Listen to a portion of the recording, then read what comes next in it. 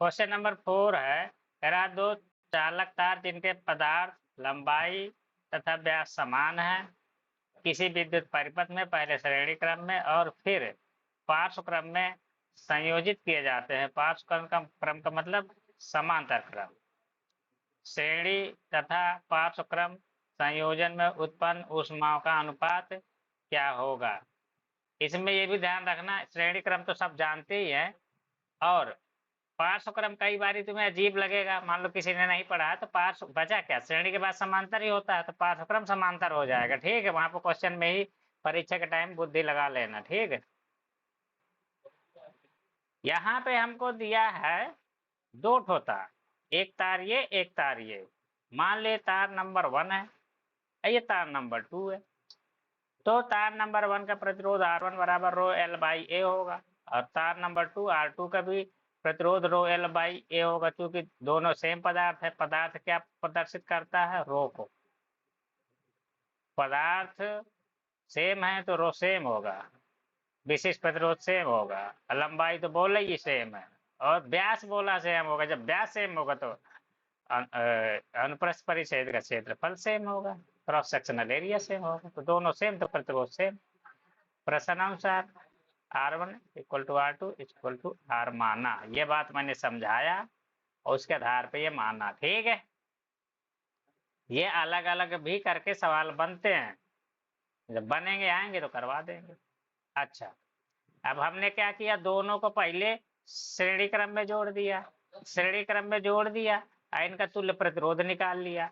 श्रेणी क्रम में तो डायरेक्ट प्रतिरोध जुड़ जाते हैं, R equal to R1 plus R2। अब यहाँ का जो तुल्य प्रतिरोध हमने R डैश मान रखा है, कितना मान रखा है, R डैश। ठीक है, तो R डैश कितना हो जाएगा, R प्लस R2R। तो जब 2R प्रतिरोध आ गया तो इनको हटाओ, कहते इनका खत्म कहानी, कहते बेटा जाओ तुम, तुम्हारा काम हो गया। अब हम यहाँ पे 2R लगा देंगे और तुमको भूल गए, इसको भूल जाओ, अब इससे काम चलेगा। समझ गए, इसीलिए तो हमारा हम फार्मूला ड्राइव किए थे समांतर श्रेणी वाला। इसी प्रकार यहाँ पे क्या करोगे, दो ठो प्रतिरोध को समांतर क्रम में लगाओगे और उनका तुल्य प्रतिरोध निकाल लोगे। तुल्य प्रतिरोध क्या होता है, 1/R dash equal to 1/R plus 1/R, क्योंकि 1/R1 प्लस 1/R2 होता है। R1 का मान भी R है, R2 का मान भी R है, तो 1/R 1/R सॉल्व कर लोगे। वैसे तो R इंटू R अपान में फार्मूला होता है हमारा, अगर दो ही केवल प्रतिरोध है तो R1 R2 अपान में R1 प्लस R2 डायरेक्ट कर सकते हो। बाकी ये वाला तो जिंदाबाद फार्मूला है, हर जगह अप्लाई होता है। समझ गए। अच्छा, R dash equal to R by 2 आ जाएगा। अब R बाई 2 आ गया तो बेटा कहते इसको जाओ फेंको इसको बाहर, बस नया परिपथ बनाओ, उसकी जगह में R/2 लिख दो दोनों की जगह पे, और जहाँ पे बैटरी यहाँ बैटरी रहने दो। इन दोनों को फेंक दिए उठा के, ये दोनों बचे। अब इसमें हम तुलना कर लेंगे। समझ में आई बात। अब यहाँ पे क्या होगा, विभव हमको पता है, विभव समान है और प्रतिरोध जो है हमको दिख रहा है। धाराओं के बारे में हमको पता नहीं है, तो धारा वाला फार्मूला कभी भूल के मत लगा देना, P बराबर VI² R वाला। समझ गए। धारा पता नहीं तो कहाँ से लगा लोगे, धारा दोनों की अलग अलग होगी, तुलना करते रह जाओगे, नहीं आएगा। तो अब क्या करेंगे, फार्मूला कौन सा लगाएंगे जिसमें V और R आता हो। तो हमारा फार्मूला होता है P इक्वल टू, तो वैसे तो 3 फार्मूले होते हैं, V² I² तीन फार्मूले होते हैं, उसमें से ये वाला फार्मूला लगाएंगे V² का। यहाँ पे V² करोगे तो P डैश, हमने श्रेणी क्रम में जो भी ऊष्मा की दर उत्पन्न होगी या शक्ति जो भी क्षय होगा, उसके लिए फार्मूला P डैश, उसमें डैश मान लिया, उसको P डैश से माना, तो P डैश ये तो जनरल फार्मूला है, सूत्र है ये। ठीक है, तो V की जगह V² ही हो, V की जगह तो V ही हो जाएगा और R की जगह 2R हो जाएगा। खत्म कहानी। इसकी शक्ति हमको पता चल गई V और R के टर्म में, इसकी भी शक्ति पता चल जाएगी V और R।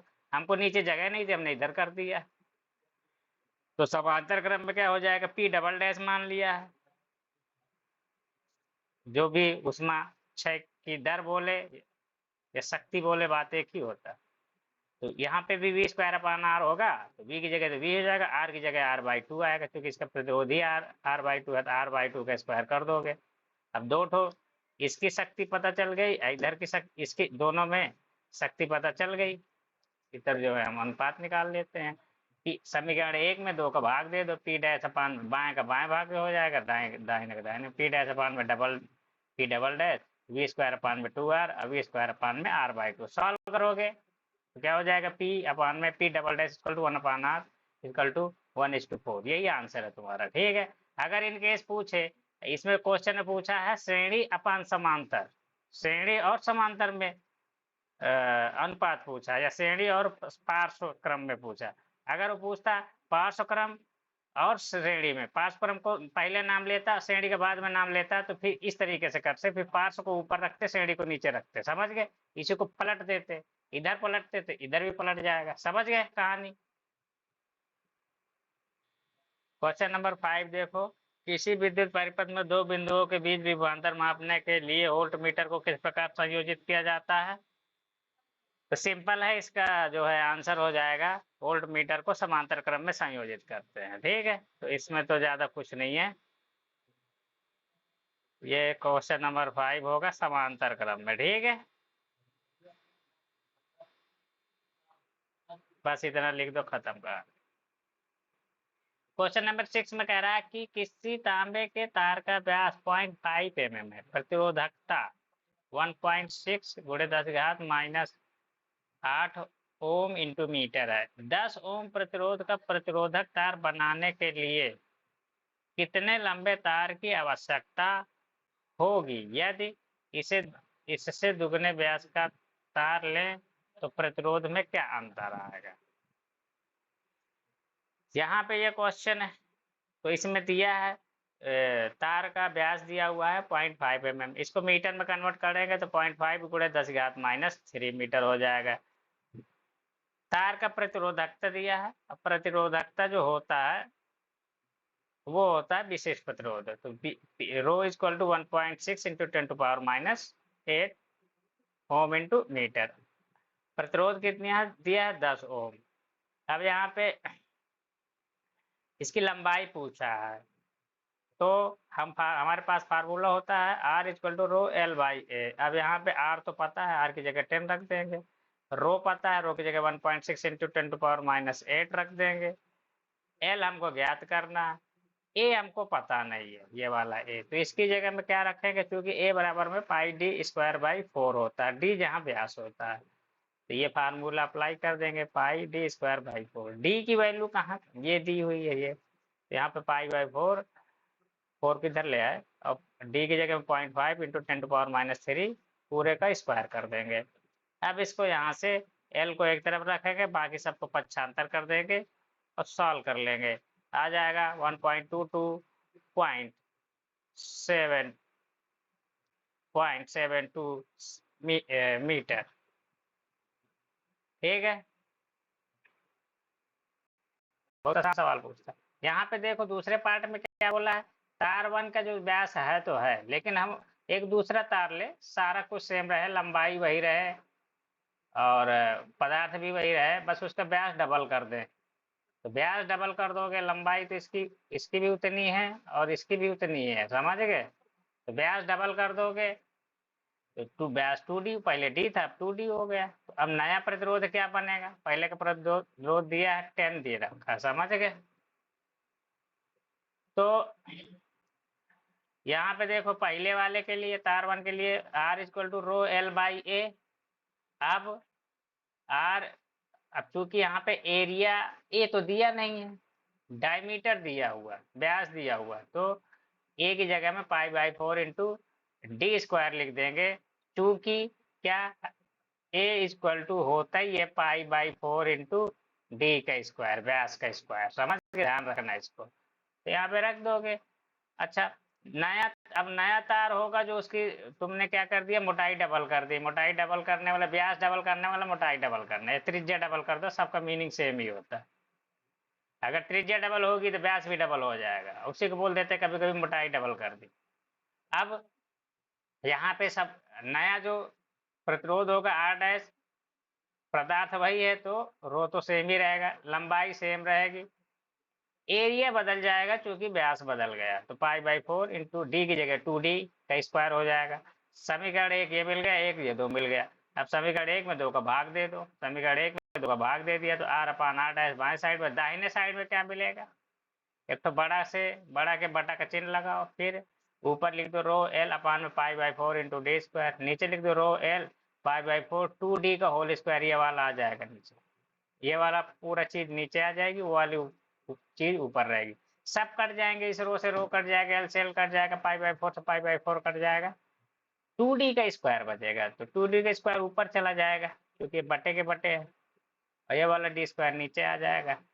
सॉल्व कर लोगे तो R upon R dash equal to 4 आ जाएगा। इसको और सही से लिखोगे तो मैं इसको यहाँ पे बेकार लिख दूँ, R dash equal to 1/4 into R हो गया, ठीक है। अगर इसमें आर की वैल्यू 10 डाल दोगे तो आर डैश 2.5 आ जाएगा कि नहीं आ जाएगा, बोलो क्यों। तो प्रतिरोध में क्या अंतर आएगा, तो नया प्रतिरोध अगर तुम निकालना चाहो तो यहाँ से 1/4 तो है ही है, यहाँ पे 10 लिख दो, सॉल्व कर लोगे कितना आ जाएगा, आर डैश 2.5 ओम, समझ गए। अब पहले का प्रतिरोध कितना था, 10 था कि नहीं, तो प्रतिरोध पहले का 1/4 रह जाएगा, समझ गए। अतः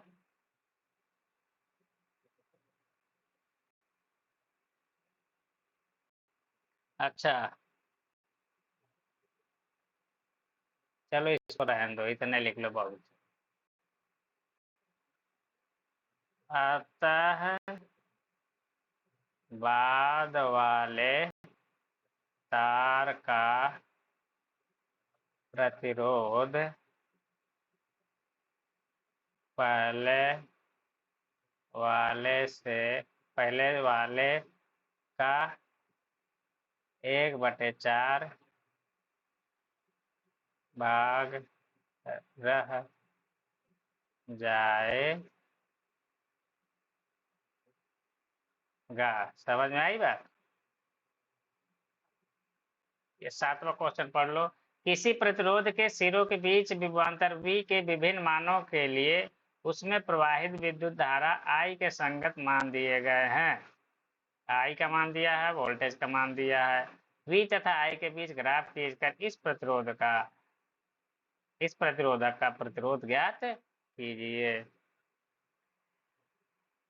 इसमें हमारा क्या हुआ है कि ऐसे क्वेश्चन को ग्राफ बनाने के लिए हम सबसे पहले स्केल मानेंगे। स्केल हम क्या करते हैं कि 1 एम्पियर इक्वल टू 1 सेंटीमीटर मान लिया, 1 वोल्ट बराबर 1 सेंटीमीटर मान लिया, तो इधर x अक्ष में धारा दिखाएंगे और y अक्ष में वोल्टेज दिखाएंगे, इस दिशा में वोल्टेज रहेगा, ठीक है। तो वोल्टेज का पॉइंट्स देख लो, एक तो पॉइंट धारा का पहले रिप्रेजेंट कर लो, 0.5 है, फिर 1 है, फिर 2 है, आधा सेंटीमीटर में 0.5 एम्पियर मिलेगा, 1 सेंटीमीटर में 1 एम्पियर, 2 सेंटीमीटर में 2 एम्पियर, 3 में 3 एम्पियर मिलेगा, 4 में 4 एम्पियर मिलेगा, समझ गए। ऐसे इधर देख लो, 1.6 का पटरी में 1.6 सेंटीमीटर निकाल लेना, तो वो ये वाला 1.6 वोल्ट हो जाएगा, फिर 3.4 निकाल लेना, फिर 6.7 निकाल लेना, 10.2 निकाल लेना, 13.2 निकाल लेना, समझ गए।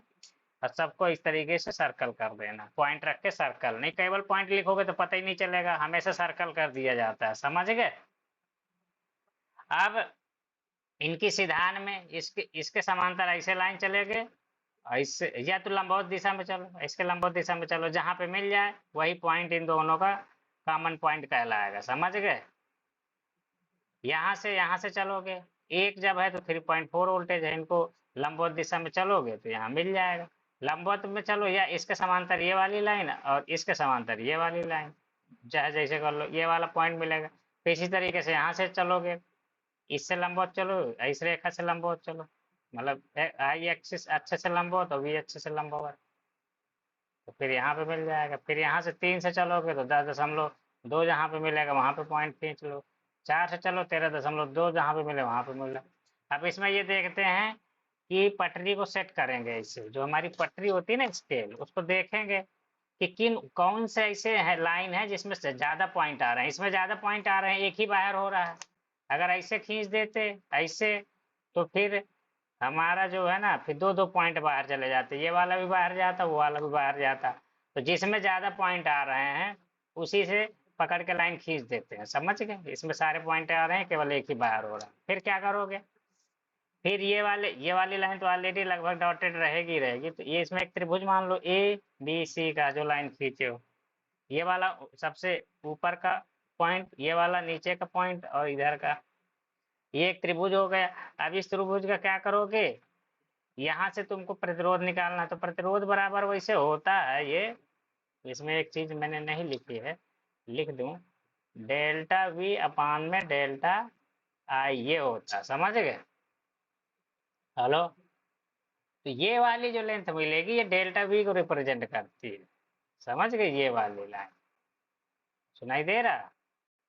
हेलो, चाहे इधर से देख लो चाहे यहाँ से देख लो, और ये वाली लाइन जो होगी ये वाली, ये डेल्टा आई को रिप्रेजेंट करेगी, तो समझ में आ रही बात, यहाँ से यहाँ बीसी जो होगी डेल्टा आई, और एसी जो होगी डेल्टा वी, तो आर बराबर में डेल्टा वी अपान में डेल्टा आर, समझ गए, करके निकालोगे। तो यहाँ से हमारा एक तो वो तरीका है, तो डेल यहाँ पे 13.2 में से 1.6 घटा दोगे तो डेल्टा भी निकलेगा। इधर से आई के लिए क्या निकालोगे, ये 4 में से 0.5 घटा दोगे तो डेल्टा आई निकल आएगा। सॉल्व कर लोगे, आर का मान 3.31 आ गया।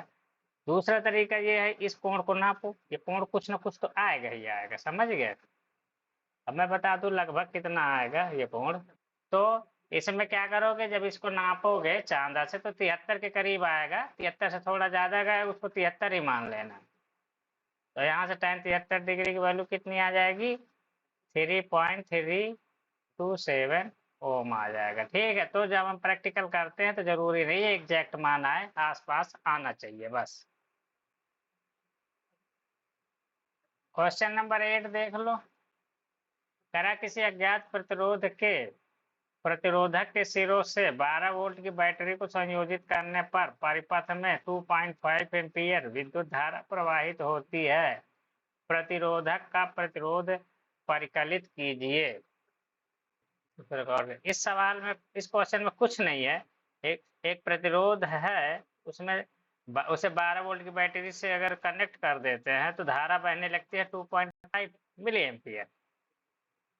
तो इसमें क्या है, V का मान दिया 12 वोल्ट, ये वोल्ट है, ठीक है, और धारा का मान I बराबर 2.5 मिली एम्पियर। इसको एम्पियर में कन्वर्ट करोगे तो 2.5 इंटू 10⁻³ क्योंकि हमको सारा सवाल SI यूनिट में लगाना होता है। तो V equal to I R formula होता है, तो V की जगह 12 रख दो, I की जगह में I का मान 2.5 × 10⁻³ गुणे R, फिर R का मान निकाल लो, 12/2.5 × 10⁻³ सॉल्व करोगे 4.8 × 10⁻+3 ओम। आंसर मैच कर रहा है। 9th नंबर क्वेश्चन में कह रहा है कि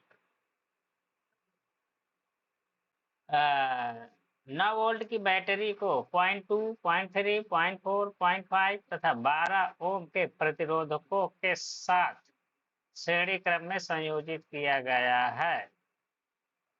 12 ओम के प्रतिरोधक से कितनी विद्युत धारा प्रवाहित होगी, बढ़िया क्वेश्चन है। हमको यहाँ पे 5 प्रतिरोध दिया है, 0.2, 0.3, 0.4, 0.5 और 12 ओम के इतने अलग अलग प्रकार के 5 प्रतिरोध दिया। इनको हमने श्रेणी क्रम में जोड़ दिया और फिर इसके बाद इसको 9 वोल्ट की बैटरी से पूरे सिस्टम को जोड़ दिया, पहले वाले और लास्ट वाले को। इसमें जो धारा बहेगी उसके निकालने के लिए क्या करेंगे, हम क्या करें, हमारे पास तो फार्मूला है V equal to I R, ठीक है। तो हम तो एक ही प्रतिरोध का फार्मूला जानते हैं, 5 के हैं, तो इसको क्या करोगे भैया, इनको फेंको उठा के, इसको एक सिंगल प्रतिरोध में बदलो। सिंगल प्रतिरोध में बदलने के लिए तुल्य प्रतिरोध निकाल दो, R equal to R1 + R2 + R3 + R4 + R5। R1 की वैल्यू 0.5 डाल दो, R2 की 0.3, R3 की 0.4, R4 की 0.5 और R5 की 12। सबको सॉल्व कर लोगे 13.4 वोल्ट ओम आ गया। अब फिर इनको हटा के हमने इनकी जगह में 13.4 ओम का एक प्रतिरोध लगा दिया, इधर बैटरी 9 वोल्ट की। अब यहाँ से जो धारा बहेगी तो कैलकुलेशन कर लेते हैं, V equal to I R. V की जगह V की वैल्यू रख देते हैं 9 और R की जगह 13.4, I का मान खट्टे से इतना निकल आया। अब ये जो निकला तो धारा का मान है, ये धारा क्या होगी, सम में बहेगी, इसमें जो धारा बहेगी तुल्य प्रतिरोध में, वही धारा इन सब में बहेगी, इसमें बहेगी, इसमें बहेगी, इसमें बहेगी, इसमें बहेगी, इसमें बहेगी। पूछा उसने 12 वाले में है, अगर वो 5 वाले में पूछ लेता तब भी यही उत्तर होता, 4 वाले में पूछ लेता तब भी यही उत्तर होगा, 3 वाले में पूछ लेगा यही होगा, 2 में भी यही आंसर आएगा। आंसर समय तो नोट लिख लिया। श्रेणी क्रम में लगे सभी प्रतिरोधों में समान धारा बहती है। मैंने जो ये आंसर निकाला है ये भी सही है। अगर फुर्सत हो तो और सॉल्व कर दो ना, 0.67 एम्पियर आ जाएगा। समझ गए? ठीक, नहीं तो इतना भी लिख दोगे चलेगा। समझ गए? वहां पे एग्जाम में बैठ के भाग दे रहे हो और 3 नंबर का क्वेश्चन पूरा पूरा छोड़ के चले आए। इससे बढ़िया भैया 9/13.4 लिख के अगला पहले पूरी आंसर शीट कंप्लीट कर लो। 70-80 नंबर का जितने क्वेश्चन पेपर आता है उसके बाद खाली बैठे रहो तो भाग दे। समझ गए? भाग देने के एक्स्ट्रा नंबर नहीं मिलेंगे कोई। दशमलव में लिख दोगे, इतना भी लिख दोगे तब भी नंबर मिलेगा। बस कटने वाली संख्या हो तो काट देना। समझ गए? नहीं कट रहा तो छोड़ देना। नेक्स्ट क्वेश्चन है 10वां। 1.76 ओम के कितने प्रतिरोधों को पारस्परिक में संयोजित करें कि 220 वोल्ट की के विद्युत स्रोत से संयोजन से 5 एम्पीयर विद्युत धारा प्रवाहित हो सकते हैं। तो यहाँ पे हमने यहाँ पे गलत बना दिया, डॉटेड बनाना चाहिए था। खैर चलो ठीक। यहाँ पे प्रतिरोध बहुत पता नहीं कितने प्रतिरोध है, लेकिन प्रतिरोधों की संख्या पूछा है। मानना n प्रतिरोधों को संयोजित करना पड़ेगा प्रश्न के शर्त के अनुसार। बैटरी का वोल्टेज दिया 220 वोल्ट और एक प्रतिरोध का मान दिया है 176 वोल्ट। अब धारा कितनी बहनी चाहिए? 5 एम्पियर। तो n प्रतिरोधों को माना कि संयोजित करना पड़ेगा 5 एम्पियर की धारा का बहाने के लिए यहाँ से ऐसे। ठीक है, तो यहाँ से हम 2 प्रतिरोध दिखा देंगे, ऊपर एक तो नीचे दिखा देंगे, यहाँ पे डैश डैश छोड़ देंगे। पता नहीं कितने प्रतिरोध, हमको पता नहीं है, ये हमने बना दिया है, लेकिन ये तो सॉल्व करने के बाद बनाया। ठीक है, तो अब क्या है ये, अब यहाँ पे हमारा पहले तो इन प्रतिरोधों को सबको हटाओ, क्योंकि हमको फार्मूला क्या पता है, V = IR। इसमें एक ही प्रतिरोध है, इसमें बहुत सारे हैं, कैसे अप्लाई करोगे? कर नहीं पाओगे। इससे बढ़िया इनको हटाओ, तुल्य प्रतिरोध निकाल के एक सिंगल सर्किट बना दो। तो 1/RE मतलब R इक्वलेंट मतलब तुल्य, ई का मतलब होता है तुल्य हिंदी में, इंग्लिश में इक्वलेंट होता है। 1/R + 1/R, सब तो R ही है। समझ गए? सब R ही है, तो 1/R कितने बार? n बार। समझ गए? या n पद हो जाएंगे, तो n पद हो जाएंगे। अब इन सबको, सबका तो भिन्न बटा सब, हर सबका सेम होगा, अंश सब में 1 1 होगा, तो सबको जोड़ोगे तो n आ जाएगा। समझ गए? नीचे तो आ रही है, सबका भिन्न है तो अंश हर तो सबका सेम होगा, ऊपर 1 1 n बार जोड़ोगे तो n आ जाएगा। तो 1/R इक्वल टू, इसको पलट दोगे तो इसे इधर भी पलट देंगे, R/n आ जाएगी वैल्यू। अच्छा, अब हमारा सिंगल प्रतिरोध आ गया RE, उसको यहाँ पे पुट कर देंगे। ये सर्किट बनाएंगे एक सिंगल प्रतिरोध का R/n, जिसका प्रतिरोध होगा, और हालांकि R की वैल्यू हमको दिया है 176 ओम, अब बटे n कर देंगे। ठीक है, ये इतने ओम है। यहाँ पे बहने वाली धारा हमको पता है और वोल्टेज भी पता है। ये कितना था? 5 एम्पियर था। समझ गए? तो यहाँ पे अब ये वाले फार्मूला अप्लाई कर सकते हैं। V की जगह 220 लिख दोगे, I की जगह 5 लिख दो, R की वैल्यू 176/n लिख देंगे, क्योंकि यहाँ पे जो अभी सर्किट के लिए अप्लाई कर रहे हैं ना, परिपथ के लिए, तो यहाँ का जो प्रतिरोध होगा वही लिखेंगे 176/n। ठीक है, ये तो सूत्र है। इसकी जगह में जो भी यहाँ पे जो प्रतिरोध होगा प्रतिरोध लिखेंगे, धारा जो है धारा लिखेंगे, वोल्टेज जो है वोल्टेज लिखेंगे। यहाँ पे 220, I की जगह में 5, R की जगह में 176/n। सॉल्व कर लेंगे, n का मान हमारा 4 ओम आ जाएगा, सॉरी 4 आ जाएगा। ये क्या है? प्रतिरोधों की संख्या, इसका कोई मात्रक नहीं होगा। ठीक है, 11वां नंबर क्वेश्चन में कह रहा है कि दर्शाइए कि आप 6 ओम प्रतिरोध के 3 प्रतिरोधों को किस प्रकार संयोजित करें, क्योंकि प्राप्त संयोजन 9 ओम और 4 ओम हो। यहाँ पे देखो ये फार्मूला जरूरी है, नोट कर लेना। यदि n समान प्रतिरोधों को समांतर क्रम में संयोजित करें तो तुल्य प्रतिरोध Rp, P मतलब पैरेलल, ये समांतर में R/n हो जाएगा, n का भाग हो जाता है। तथा श्रेणी क्रम में संयोजित करें तो क्या होगा, Rs, तो तुल्य प्रतिरोध आएगा वो n का गुणा हो जाता है, n गुना बढ़ जाता है, यहाँ पे n गुना कम हो जाएगा। समझ गए? अच्छा, अब हमारे पास क्वेश्चन है, पहले पार्ट में हमको 3 ठो प्रतिरोध दिए हैं 6 ओम के, और उनसे हमको कितना प्राप्त करना है, एक तो 9 ओम का प्रतिरोध प्राप्त करना है, और दूसरे पार्ट में 4 ओम का प्रतिरोध प्राप्त करना है। तो अब 6 के हैं, सबको श्रेणी क्रम में लगा देंगे तो क्या प्राप्त होगा हमें, 6/3 ठो है तो 6/3 हो जाएगा। अगर सबको श्रेणी क्रम में लगा देंगे तो 6/3 2 ओम का आ जाएगा। गड़बड़ हो गया नहीं। अब अगर हम सबको श्रेणी सॉरी समांतर क्रम में लगाएंगे तो 6/3 मतलब कि 2 ओम आएगा। अगर श्रेणी क्रम में लगा देंगे तो 6 × 3, n का मान 3 हो जाएगा, r का मान 6, तो 6 3 18 आ जाएगा। तब भी गड़बड़ हो गया, 18 नहीं चाहिए, बहुत ज्यादा हो गया। और उसी प्रकार देखो r का मान 6, n का मान 3, समांतर क्रम में लगाओगे तो 6/3 2 आएगा, तो भी बहुत कम हो रहा है। क्या करेंगे इसके लिए, तो कुछ ऐसा रीजनिंग लगाएंगे, उल्टा सीधा हीट कुछ ना कुछ हीट एंड ट्रायल मेथड लगाएंगे। ठीक है, तो इसमें क्या करते हैं, बुद्धि लगाते हैं, हम 2 को पहले श्रेणी क्रम में लगा देते हैं, फिर उन दोनों, जैसे 6 को श्रेणी क्रम में लगाया तो इन दोनों का तो तुल्य प्रतिरोध आ जाएगा 12, 6 गुणे 2, समान समान प्रतिरोधों को 2 है तो 2 को गुणा कर दो, 12 आ गया। ठीक है, और जो बच रहा है उसको इन दोनों के 12 के समांतर क्रम में लगा दोगे। अब इनको जोड़ोगे तो समांतर क्रम के लिए फार्मूला होता है, अगर 2 प्रतिरोध हो, इधर 12, 6 हटाओ 12 मान लो इसको, ये 6 है ये, तो R = R1 + R2 अपान में R1 + R2 होता है।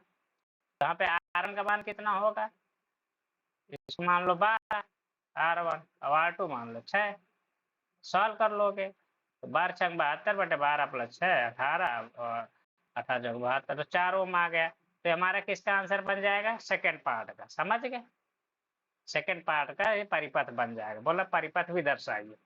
दूसरा हम जुगाड़ क्या कर रहे हैं, पहले 2 को समांतर में लगा लिया, और जो बाद में बचा उसको श्रेणी में लगा दिया। तो यहाँ पे देखो 6 और 6 ये दोनों आधे हो जाएंगे, 6/2 बचेगा। यहाँ पे 2 समान प्रतिरोधों को हम लगा रहे हैं समांतर में, तो यहाँ पे बचेगा कितना, 3 हो जाएगा इनकी जगह में 3, और ये वाला इसको जो बच रहा है, जो एक तीसरा वाला बचा हो 6 ओम का, उसको इन दोनों के श्रेणी में लगा दिया, तो ये 3 और 6 जुड़ के 9 नहीं हो जाएगा। तो यहाँ पे तुल्य प्रतिरोध RS जो होगा, इसको इसको तुम R1 मान लो, इसको R2 मान लो, तो यहाँ से R1 + R2, 3 + 6 कितना हो जाएगा, 9 ओम।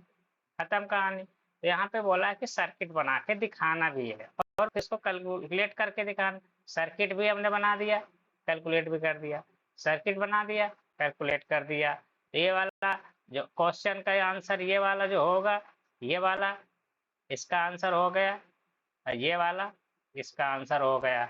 समझ में आई बात? तो तुमको फिगर बना के कैलकुलेट करके दिखाना है इसको। ठीक है, ये क्वेश्चन कई बार यूपी बोर्ड में पूछा भी गया।